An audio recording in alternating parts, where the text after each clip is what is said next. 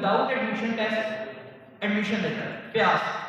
इसके अलावा इसकी तैयारी के दौरान आप जो चीज़ें सीखते हैं आप खुद बेशक नोटिस ना करें, लेकिन बाकी यूनिवर्सिटी जो एडमिशन टेस्ट लेती हैं उसके अंदर आप लोगों की इतनी ज़्यादा हेल्प होगी कि आप लोग ये नहीं कर सकते।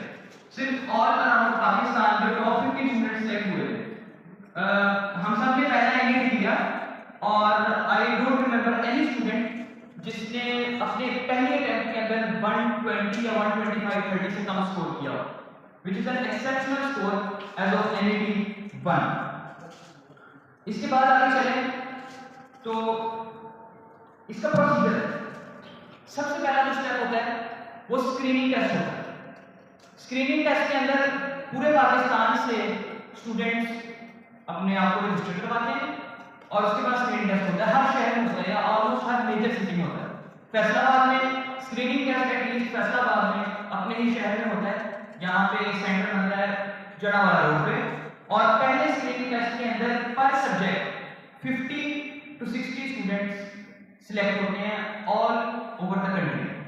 और अगर आप लोगों में से कोई ऐसे स्टूडेंट हो जो ये कह रहे हैं जिनको मैथ में इंटरेस्ट नहीं है, तो आप इस चीज़ को अपने ज़हन में रखें कि मैं एक मैथमेटिक्स का स्टूडेंट हूँ, तो मैं उसी में गया था, उसी के बारे में बताऊंगा। लेकिन आप इस चीज़ को अपने ज़हन में रखें कि सिर्फ मैथमेटिक्स तक ये जो है रुकी नहीं हुई। Mathematics, physics, biology and chemistry in सब के इंटरनेशनल ओलंपियाड्स होते हैं जिनमें पाकिस्तान पिछले कई सालों से हिस्सा लेता हुआ है। चलिए स्टेप 2 जो होता है तो 50 to 60 स्टूडेंट सेलेक्ट होते हैं, फ्रीक्वेंट कैंप्स करते हैं। अमूमन पहले 2 कैंप्स होते हैं। पहले कैंप के अंदर एक हफ्ता आपकी क्लासेस होती हैं और उसके बाद आपका एक टेस्ट होता है। उस टेस्ट के अंदर 20 to 25 स्टूडेंट सेलेक्ट होते हैं जो सेकंड कैंप के लिए क्वालिफाई करते हैं। And in that second camp आपकी 6 to 8 प्लेयर्स की या जो पार्टिसिपेंट होते हैं उनकी पाकिस्तान की टीम बन जाती है आफ्टर द सेकंड कैंप। और ये चीज ध्यान में रखिए कि जो पहले 2 कैंप्स होते हैं इनको आपको गाइड करने के लिए, आपको पढ़ाने के लिए टीचर्स आते हैं, they are all for the problem. हमें फर्स्ट कैंप में एक सर ने पढ़ाया था, his name was Boyan Vashid and he was from Serbia. और 2005 आईयू ब्रोंज मेडलिस्ट थे वो। और सेकंड कैंप में जिन सर ने पढ़ाया था मुझे उनका नाम सही से नहीं याद, but he was from Japan and he was a gold medalist. And after that the 6 members who are selected they receive further camps। और जो उन 6 टीम्स के फर्दर कैंप्स होते हैं वो सारे कैंप्स अब्रॉड होते हैं। For this year the further 2 camps, one will be online and the other will be in China for the team।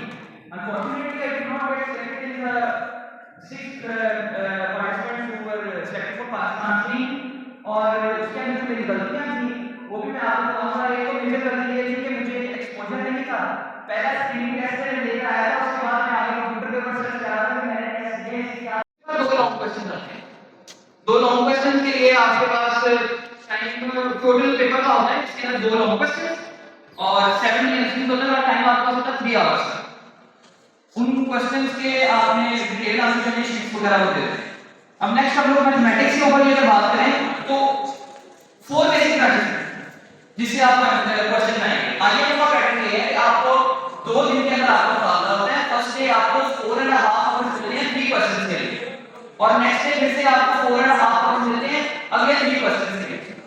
ठीक है, उसके अंदर 4 ब्रांचेस हैं, ज्योमेट्री, नंबर थ्योरी, अलजेब्रा और कॉम्बिनेटरिक्स। कॉम्बिनेटरिक्स के बारे में नहीं किसी ने पढ़ा?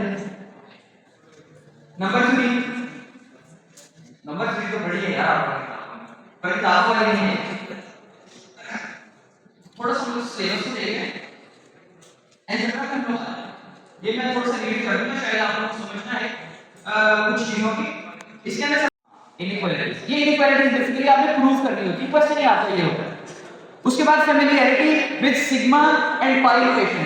नजर आ रहा है आपको यहाँ पे क्या लिखा हुआ है? Sigma and pi notation. Sigma notation का किसको पता है? Sigma notation, okay. और पाई नोटेशन का किसको पता है? कोई बता सकता है खड़े होकर कि पाई नोटेशन किसके लिए होती है? ये बेसिकली ग्रीक के अंदर भी जिस तरह स्मॉल पाई का कांस्टेंट है 3.1415 एंड सो ऑन, ये कैपिटल पाया इंजेक्टिविटी एंड सब्जेक्टिविटी। आप लोगों की किताबों में आपको इंजेक्टिविटी एंड सब्जेक्टिविटी सेट्स तक बताइए, बेसिकली वही चीज है लेकिन उसको एक और एंगल से देखने की जरूरत है।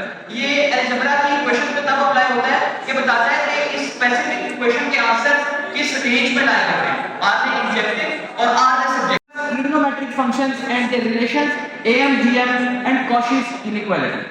यहाँ पे मैंने जो नाम लिया Cauchy's inequality and Vieta's relation, इसके अलावा एक और चीज दिया उसको हम कहते हैं म्यूरहेड्स इनइक्वालिटी। ये तीन चीजें जो है these are just some different ways of proving an inequality। इससे एक और होता है Shoes inequality, Shoes और म्यूरहेड्स इनइक्वालिटी हम लोग स्टेप में पढ़ेंगे। उसके बाद इससे कुछ ऐसे कॉन्सेप्ट हैं जो एडवांस में आप कर लें तो ठीक है, ना करें तो ऐसा इशू कोई नहीं है।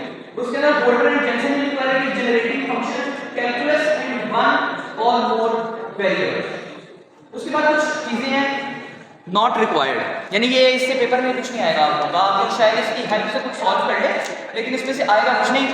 Matrices, determinants, linear algebra, real और complex analysis, concepts from abstract algebra like groups, rings and fields,